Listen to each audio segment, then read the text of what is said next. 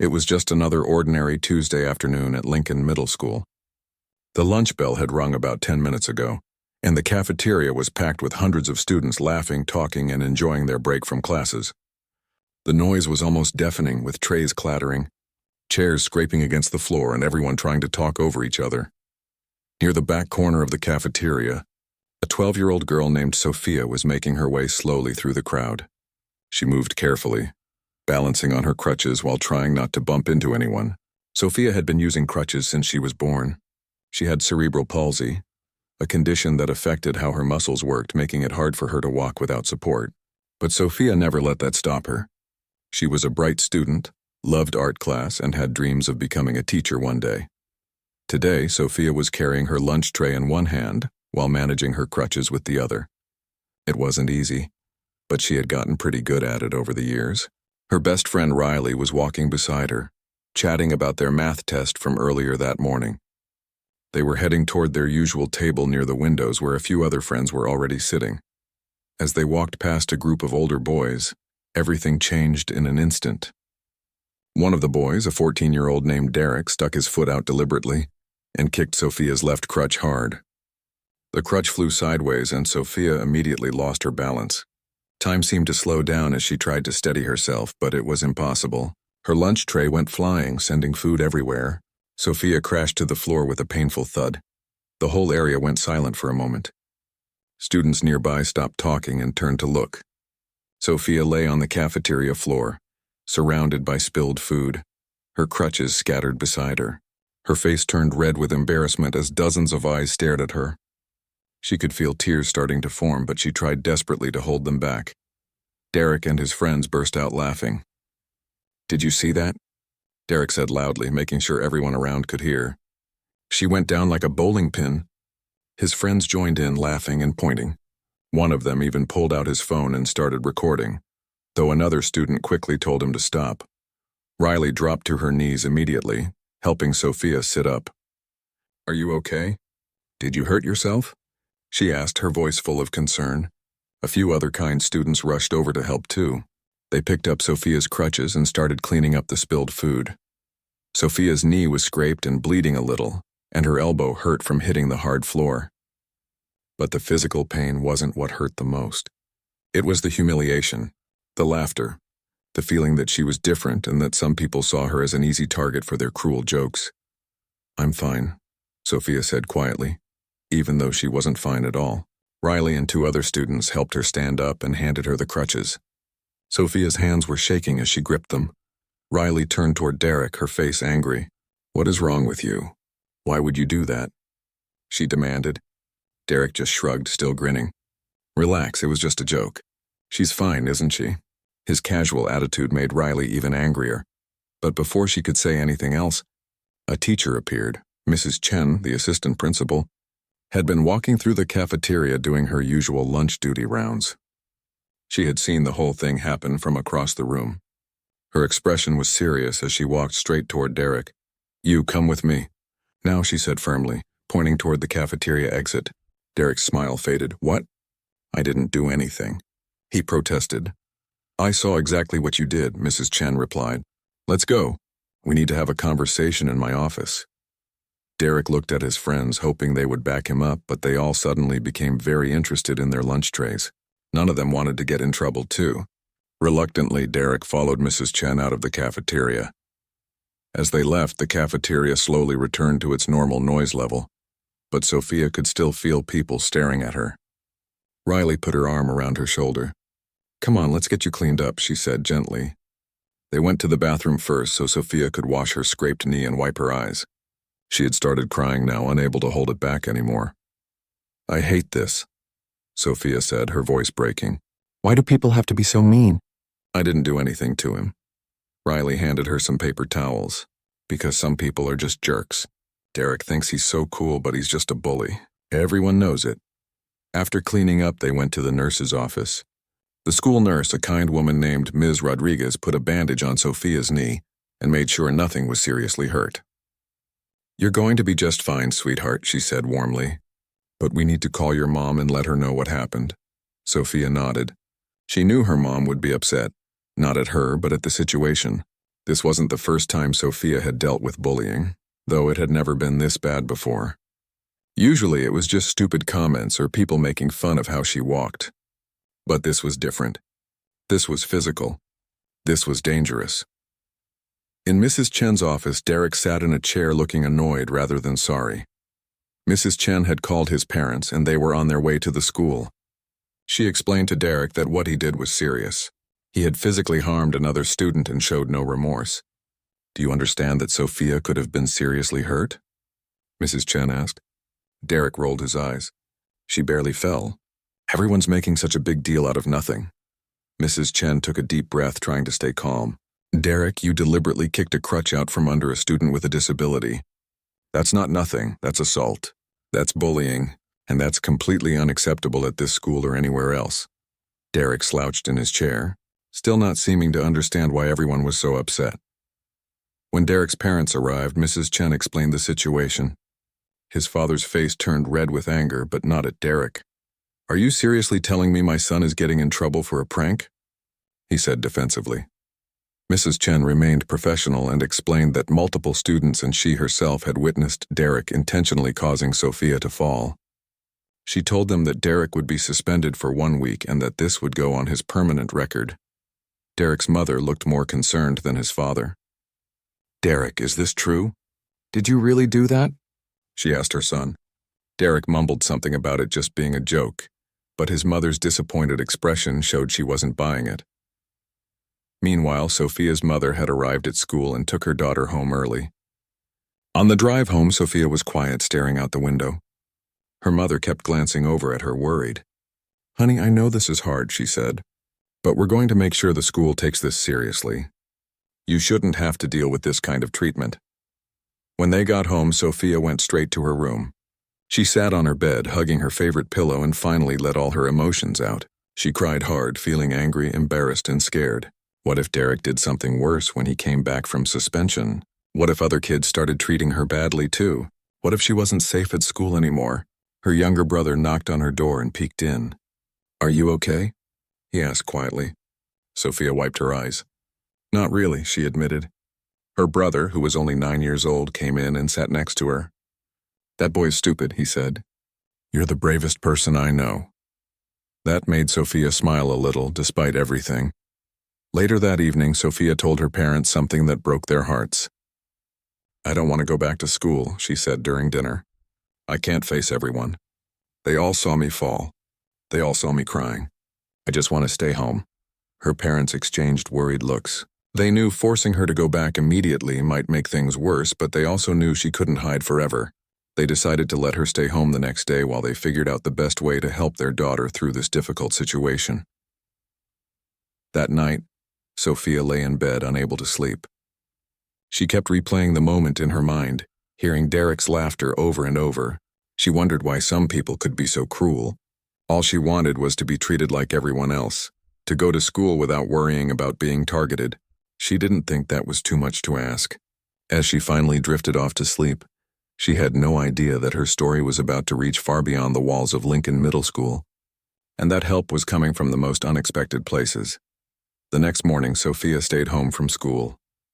She spent most of the day in her room, trying to distract herself with drawing and watching videos on her phone. Meanwhile, her best friend Riley couldn't stop thinking about what had happened. She kept replaying the incident in her mind, getting angrier each time.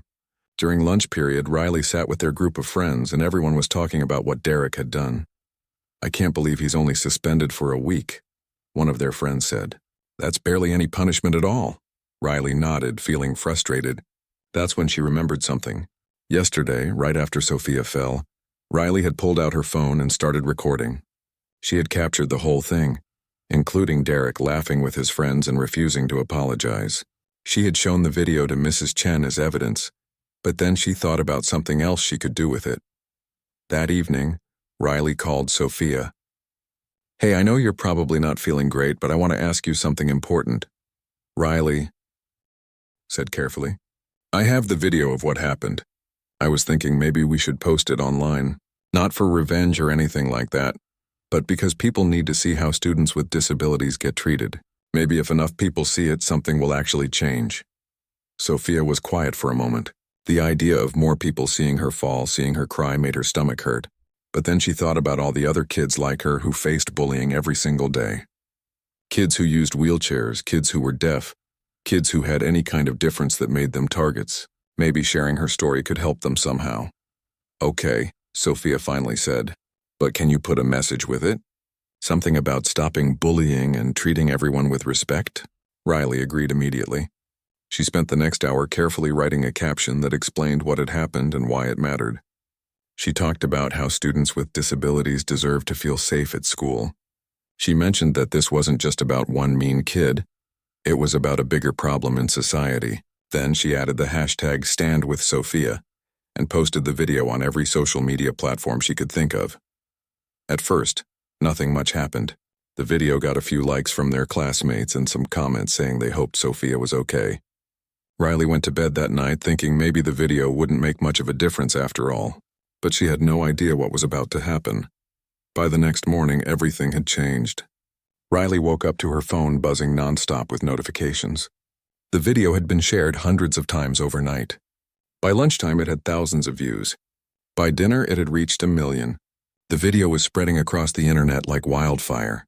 People from all over the country and then all over the world were watching Sophia fall, hearing Derek's laughter and feeling outraged. The comments section filled up with messages of support for Sophia. Parents shared stories about their own children with disabilities facing similar treatment. Teachers talked about the bullying they witnessed in schools. Disability rights advocates shared the video, calling for better protection for students. News websites started picking up the story. Local news channels wanted to interview Sophia's family. The hashtag #StandWithSophia was trending on multiple platforms. But the video also reached some very unexpected viewers. Dwayne Johnson, known to millions as The Rock, was scrolling through his social media late one evening when the video appeared on his feed. He watched it and his expression grew serious. The Rock had built his career on being tough, but he had also become known for something else: his dedication to standing up against bullying and his work with kids facing challenges. He had done countless anti-bullying campaigns, visited sick children in hospitals, and used his massive platform to spread messages of kindness and respect. When he saw what happened to Sophia, something clicked. He immediately shared the video on his accounts, which had tens of millions of followers combined. He wrote a powerful message condemning Derek's actions and praising Sophia's courage for continuing to go to school, despite facing obstacles every day. "This video broke my heart," The Rock wrote. "This young lady was just trying to get her lunch and someone thought it would be funny to hurt her. Real strength isn't about picking on people who are different from you. Real strength is about lifting others up, protecting those who need help, and standing up for what's right. Sophia, if you're reading this, you're a champion in my eyes. And to the young man who did this, I hope you learn that your actions have consequences and that every person deserves respect and dignity." Within hours of The Rock sharing the video, another wrestling superstar noticed it. John Cena, who was equally famous for his anti-bullying work and his record-breaking number of wishes granted through the Make-A-Wish Foundation, also shared the video. John Cena had built a reputation as someone who genuinely cared about kids, especially those facing difficulties. He had surprised countless children in hospitals, attended events for disability awareness, and consistently used his fame for good causes. John Cena's post was just as powerful. "I've met thousands of kids who face challenges every single day, and they do it with more courage than most adults could imagine," he wrote. "Sophia represents everything that's good about perseverance and determination. The person who hurt her represents something we need to work harder to eliminate from our schools and our society. Bullying is not a joke. It's not funny. It's harmful, it's cruel, and it needs to stop. Sophia, you have my complete support and respect." When these two massive celebrities shared the video, it exploded even further. Now tens of millions of people were seeing what happened to Sophia. The story was picked up by major news networks. Morning talk shows discussed it. Parenting magazines wrote articles about it. The video became one of those rare moments where the internet came together for something positive. Back at Lincoln Middle School, everything had changed for Derek. When he returned from his suspension, he found that he had become infamous. Students who didn't even know him personally knew exactly who he was. They had seen the video. They had read the comments. They had seen The Rock and John Cena condemning what he did. Walking through the hallways, Derek could hear people whispering. Some students glared at him. Others just shook their heads in disgust. Even Derek's own friends had distanced themselves from him. Nobody wanted to be associated with the kid who bullied a girl with disabilities and then got called out by two of the biggest celebrities in the world. Derek ate lunch alone, feeling isolated and angry. He tried to tell himself that everyone was overreacting, that it really had just been a joke, but deep down, he was starting to realize that nobody else saw it that way. Things got worse for Derek at home, too. His family's phone wouldn't stop ringing with calls from reporters wanting comments. His parents had to deal with angry emails and messages from people in their community. His father, who had initially defended him, had gone quiet after seeing the public reaction. His mother looked disappointed every time she looked at him. The worst moment for Derek came when his 10-year-old sister confronted him. She had always looked up to her big brother, always thought he was cool and wanted to be like him. But one evening, she came into his room with tears in her eyes. "Everyone at my school knows what you did," she said quietly. "My friends asked me if my brother is really the mean boy from the video. I didn't know what to say. I'm embarrassed to tell people you're my brother." Those words hit Derek harder than anything else. Seeing his little sister ashamed of him made something crack in the wall of defensiveness he had built up. For the first time since the incident, Derek started to really think about what he had done. Not just the action itself, but the consequences. How Sophia must have felt. How his sister now felt. How his parents felt. How thousands, maybe millions of people now saw him as a bully and a bad person. Meanwhile, Sophia was experiencing something completely different. Her inbox was flooded with supportive messages from around the world. People sent her words of encouragement, shared their own stories, and told her she was brave and strong. Teachers from other schools reached out to invite her to speak about disability awareness. Organizations that worked with people with disabilities wanted to feature her story. But the most surprising message came through Mrs. Chen at school. The assistant principal called Sophia's mother with unexpected news. Representatives from both The Rock and John Cena's teams had reached out to the school. They wanted to do something special. They didn't just want to share a video and move on. They wanted to turn this situation into a real teaching moment, not just for the school, but for everyone watching. The proposal was unusual. They wanted to meet both Sophia and Derek. They wanted to empower Sophia and show her that she had support from people who truly understood what it meant to overcome obstacles. But they also wanted to meet Derek because both The Rock and John Cena believed in something important. They believed that people, especially young people, could learn from their mistakes and become better. They had both made mistakes when they were younger, and they wanted to give Derek a chance to truly understand what he had done and why it was wrong. The plan was to bring both families to a WWE event happening in their city in 2 weeks. It would be an opportunity for education, growth, and maybe even healing. When Sophia's parents told her about the opportunity, she couldn't believe it. She was going to meet two of the biggest celebrities in the world, people who had stood up for her when she needed it most. Derek's parents received the same invitation, and they accepted immediately. They hoped that meeting these men whom Derek admired might finally get through to him in a way they couldn't. They could see their son was struggling with guilt and anger, even if he wasn't ready to admit it yet. Maybe this would be the wake-up call he needed. As the date approached, both families prepared in their own ways. Sophia felt nervous but excited. She had gone from being humiliated in front of her school to being supported by millions of people around the world. Derek felt scared and defensive. He knew he was going to have to face what he did, and he wasn't sure he was ready for that. But ready or not, the meeting was coming, and it would change both of their lives in ways neither of them could imagine. The 2 weeks leading up to the WWE event felt like the longest period of time for both Sophia and Derek, though for completely different reasons. For Sophia, every day was filled with a mix of excitement and nervousness. She would be meeting two people who had become her unexpected heroes, celebrities who had used their enormous platforms to stand up for her when she felt small and helpless. She spent hours thinking about what she would say to them, practicing conversations in her head while lying in bed at night. Her family tried to keep things as normal as possible, but it was hard when reporters kept calling and people in their neighborhood kept stopping them to offer support. Sophia's mother had to set up an email account just to handle all the messages coming in. Some were from other parents whose children had disabilities and faced similar challenges. Others were from adults who remembered being bullied as kids and wanted to tell Sophia how proud they were of her courage. A few organizations even reached out offering scholarships and opportunities for the future. Sophia did return to school after a few days at home, and the experience was strange. Most students were incredibly supportive. Kids she had never even talked to before came up to her in the hallways to tell her they thought what Derek did was terrible, and that they admired her bravery. Teachers went out of their way to check on her and make sure she felt safe. But Sophia also noticed something else. People treated her differently now, not in a mean way, but like she was fragile, like she might break at any moment. Some students seemed nervous around her, like they were afraid of saying the wrong thing. Riley noticed it too. "It's weird, right?" she said to Sophia one day at lunch. "Everyone's being extra nice, which is good, but it's also kind of strange. Like they forgot you're the same person you were before." Sophia nodded.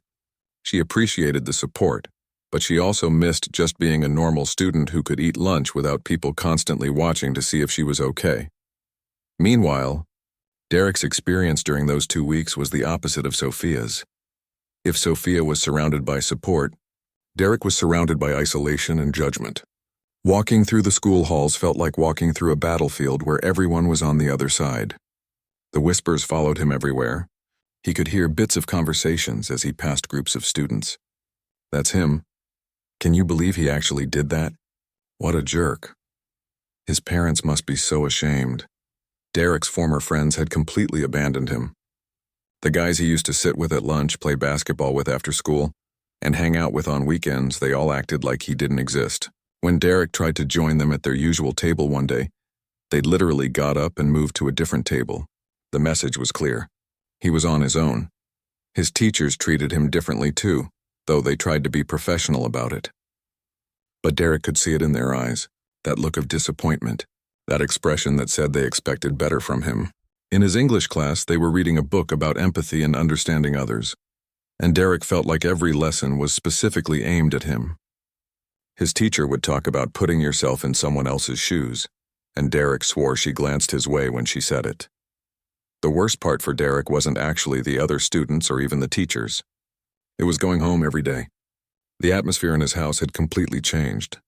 His father barely spoke to him anymore, just gave him cold looks across the dinner table. His mother tried to maintain some normalcy, but Derek could hear her crying in her bedroom some nights. She was embarrassed, ashamed of what her son had done and how it reflected on their family. And then there was his little sister, Katie. Before all this happened, Katie thought her big brother was the coolest person in the world. She would ask him to help with her homework, want to play video games with him, and always defended him when their parents got mad at him for something. Now she could barely look at him. One night, Derek overheard her talking to their mom in the kitchen. "Mom, why did Derek do that to that girl?" Katie asked. "He's not a bad person, is he?" Their mother was quiet for a moment before responding. "I don't think your brother is a bad person, sweetie. But he did a very bad thing. Sometimes good people make terrible choices and then they have to face the consequences and learn from them." Katie's next question made Derek's chest tighten. What if people at school think I'm mean too because I'm Derek's sister? That hurt more than Derek wanted to admit. As the days passed, Derek found himself doing something he never thought he would do. He started actually thinking about what he had done.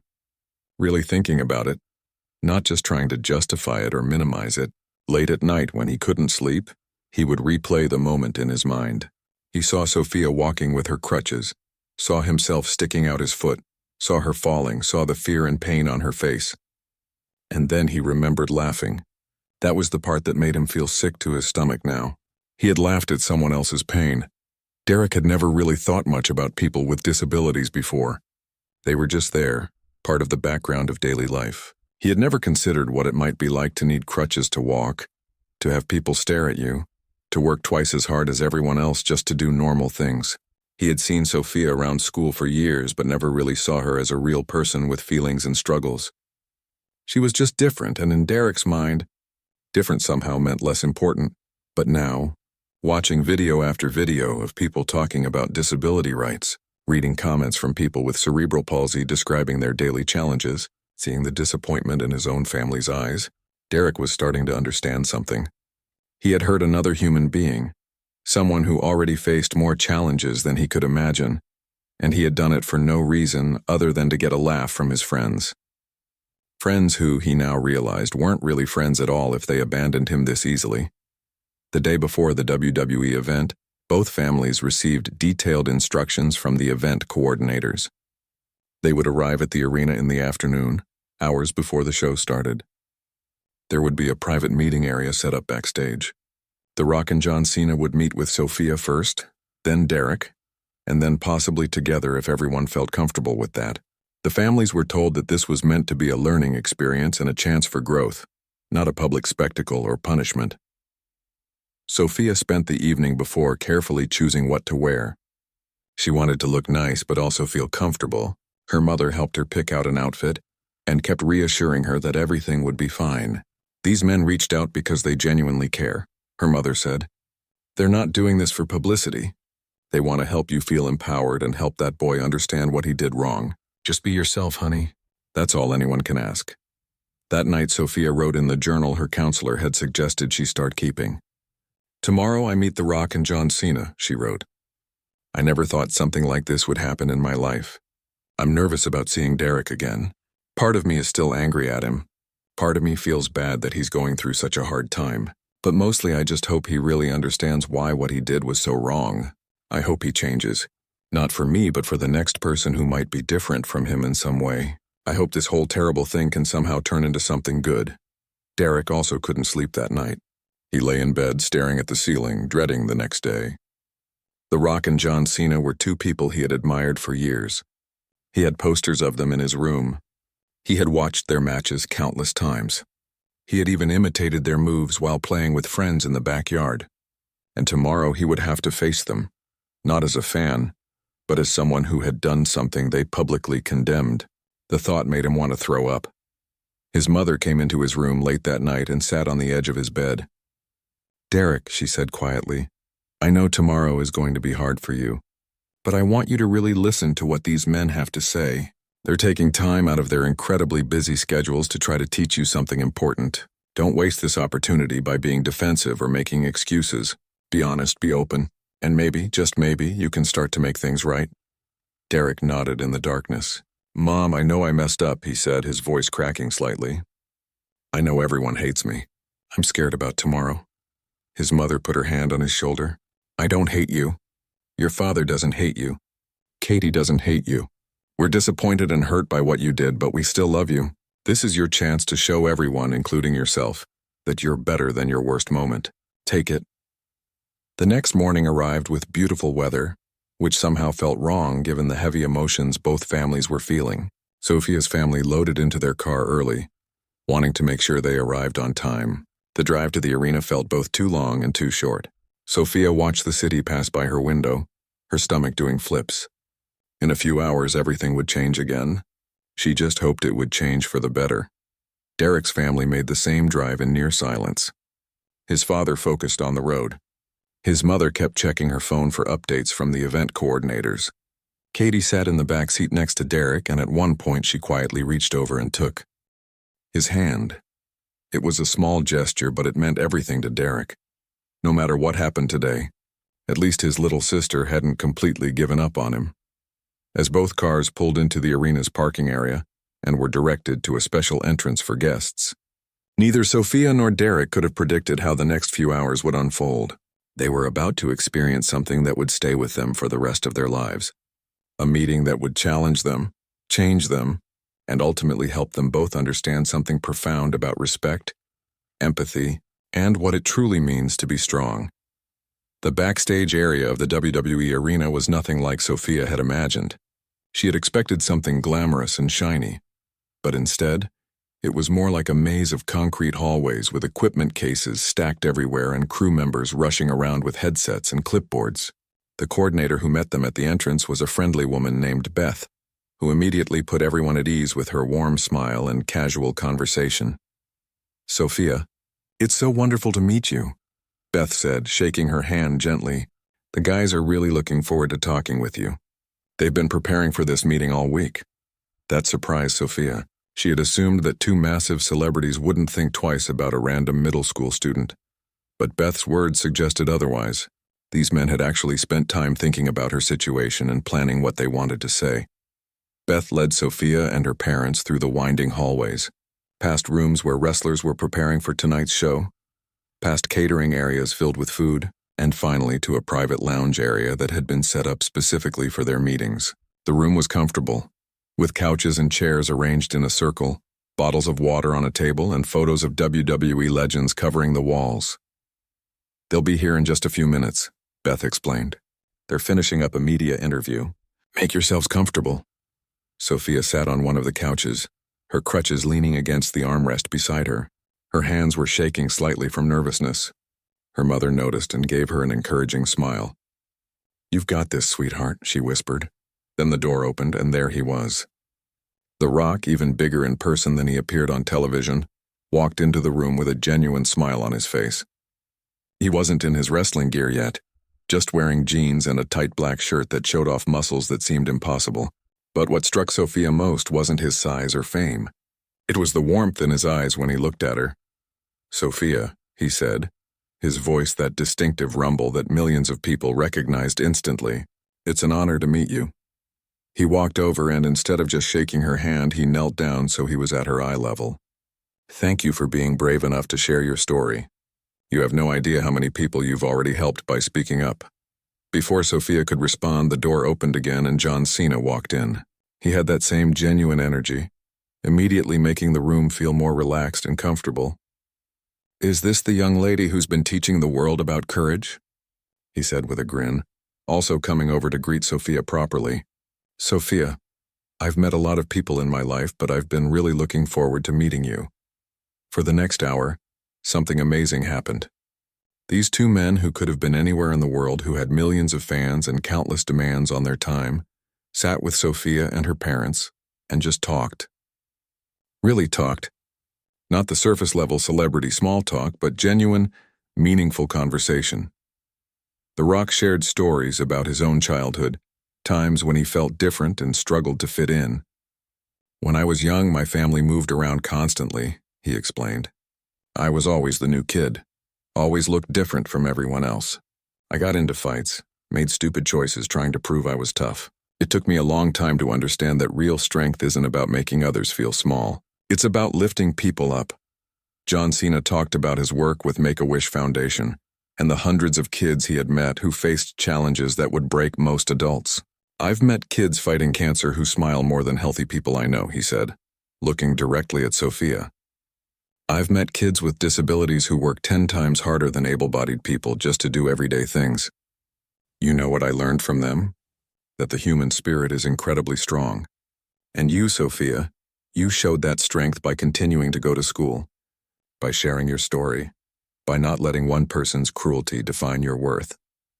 They asked Sophia about her dreams, her hobbies, what she wanted to be when she grew up. She told them about her love for art and her dream of becoming a teacher. The Rock pulled out his phone and showed her photos of artwork his own daughter had created. "Teachers change lives," he said seriously. "They did for me. And I think you'd be an amazing teacher because you already understand something that takes most people years to learn. You understand empathy. You understand that everyone has struggles we can't see." Then the conversation shifted to the harder topic. What happened that day in the cafeteria? The Rock's expression grew more serious. "I want you to know something, Sophia," he said. "What happened to you wasn't your fault. Not even a little bit. You didn't do anything to deserve that treatment. And I hope you don't let what one ignorant person did make you doubt yourself or your worth." John Cena added, "The world can be cruel sometimes. People will judge you, underestimate you, and sometimes try to hurt you just because you're different from them. But here's what I've learned. Those people are showing their weakness, not yours. Anyone who picks on someone else is revealing their own insecurity and lack of character." Sophia felt tears forming but fought them back. "Can I ask you something?" she said quietly.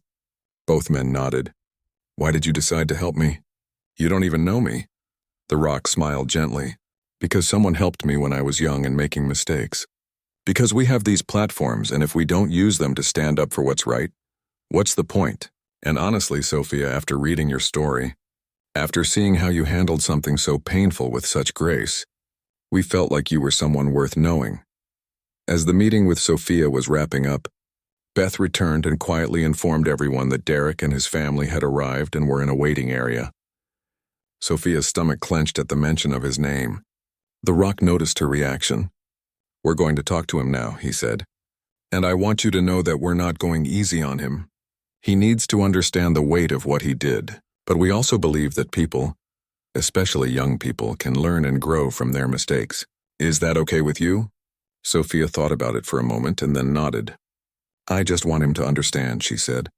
"I want him to really get why it hurt so much. Not just the physical part, but everything else." Cena squeezed her shoulder gently. "We'll make sure he understands. That's a promise." After Sophia and her parents were taken to a different lounge area to wait, Beth brought Derek and his family into the meeting room. Derek's face was pale and his hands were shoved deep in his pockets. He looked like he wanted to be anywhere else in the world. His parents looked nervous but determined. They all sat down and then The Rock and Cena entered. The atmosphere in the room immediately felt different than it had with Sophia. There was no warm greeting, no friendly jokes. Both men walked in with serious expressions. They didn't sit down right away. Instead, they stood and the silence stretched for a few uncomfortable seconds. Derek couldn't meet their eyes. He stared at the floor, feeling smaller than he had ever felt in his life. "Look at me," The Rock said, his voice firm but not cruel. Derek slowly raised his eyes. "Do you know why you're here?" Derek nodded slightly. "I think so," he mumbled. "No," Cena said, shaking his head. "I don't think you do." "Not really, so let us explain it to you." What followed was one of the most intense conversations Derek had ever experienced. But it wasn't what he expected. The Rock and Cena didn't yell at him.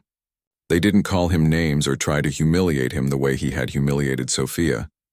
Instead, they did something more powerful. They made him think. Really think.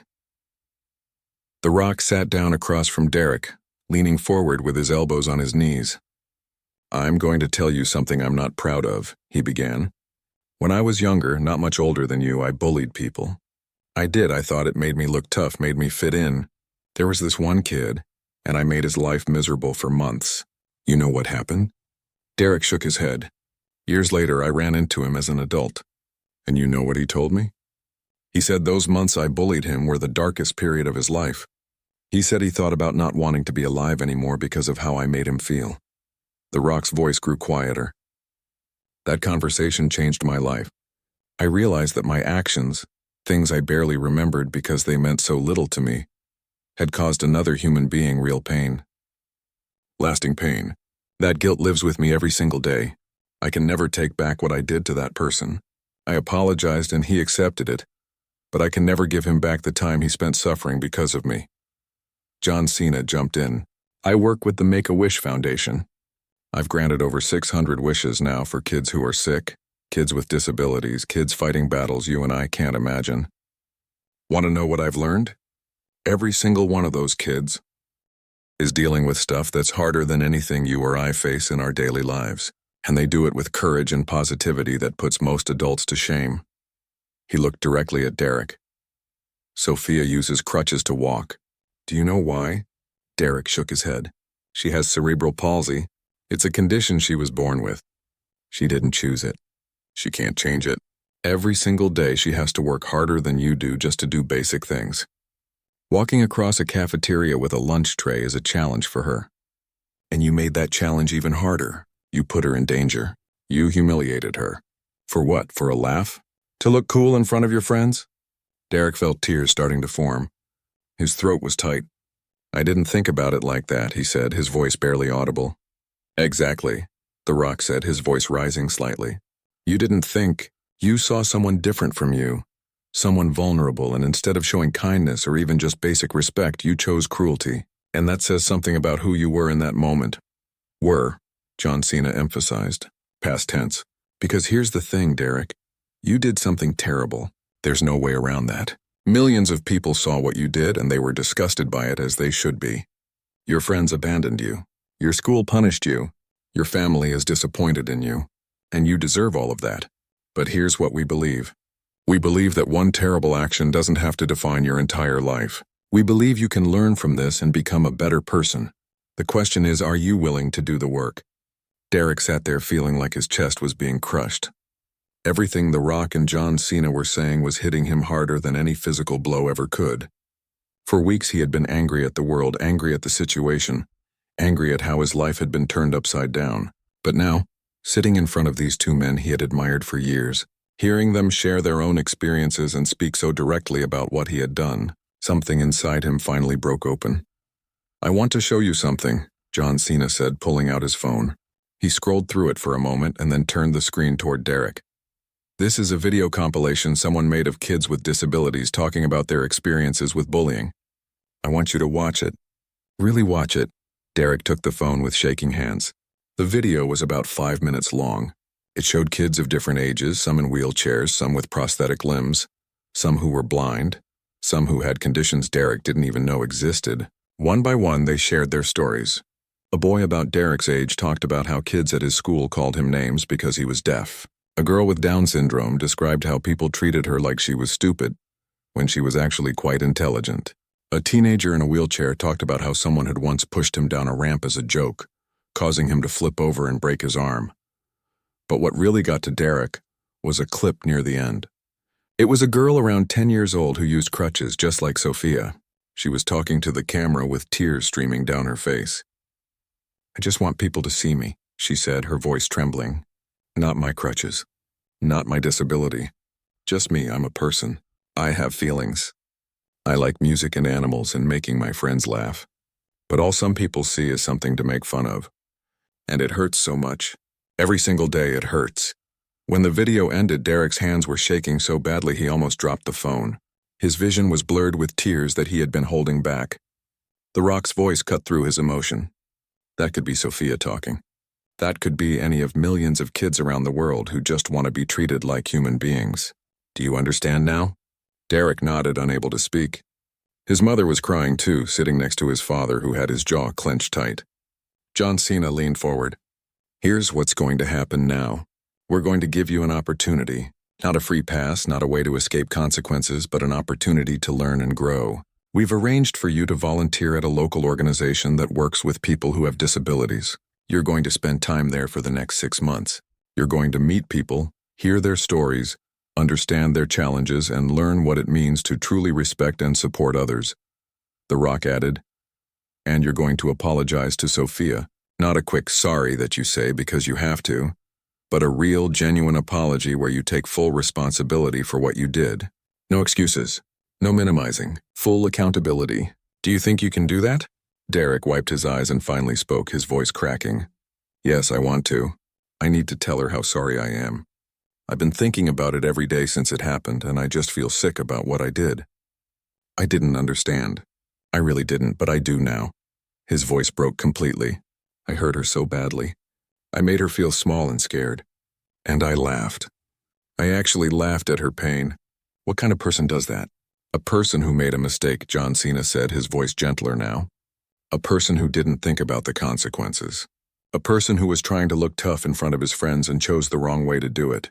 But also, potentially, a person who can learn from this and spend the rest of his life making sure he never makes that mistake again. The question is, which person are you going to choose to be?" Derek looked up, meeting John Cena's eyes for the first time. "I want to be better. I want to make this right, even if it takes forever.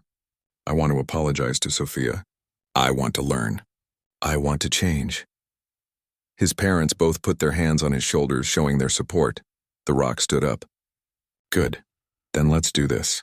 Sophia and her family are in the next room. Are you ready to face her and apologize?" Derek felt his stomach drop. He was terrified, but he nodded. "Yes, I'm ready." Beth opened the door and gestured for Sophia and her parents to come back in.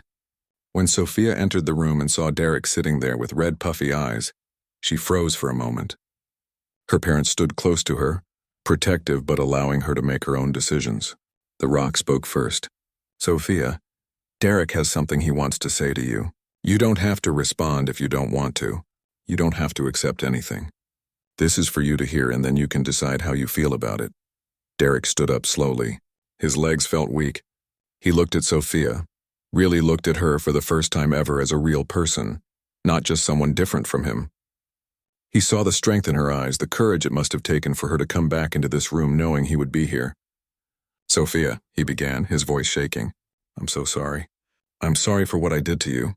I'm sorry for hurting you, for embarrassing you, for making you feel unsafe at school. There's no excuse for what I did. It was cruel and it was wrong. He took a breath, tears running down his face now. I didn't think about you as a real person with feelings and struggles. I just saw someone different and thought it would be funny to make fun of you. But it wasn't funny. It was horrible, and I can't take it back. I wish I could, but I can't. His voice broke again. You didn't deserve any of what I did. You were just trying to get your lunch. You were just trying to have a normal day, and I ruined it. I'm so sorry. The room was silent for a long moment. Everyone was watching Sophia, waiting to see how she would respond. She looked at Derek, studying his face, trying to determine if his apology was genuine or just something he was saying because he had to.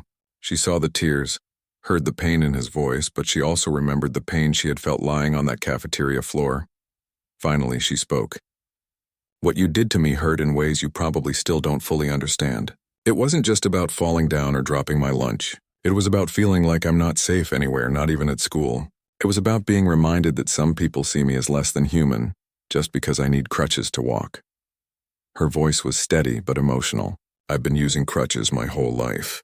I work twice as hard as other kids just to do normal things, and I'm proud of who I am. I shouldn't have to be scared that someone is going to hurt me just because I'm different. Derek nodded, more tears falling. You're right. You shouldn't have to feel that way.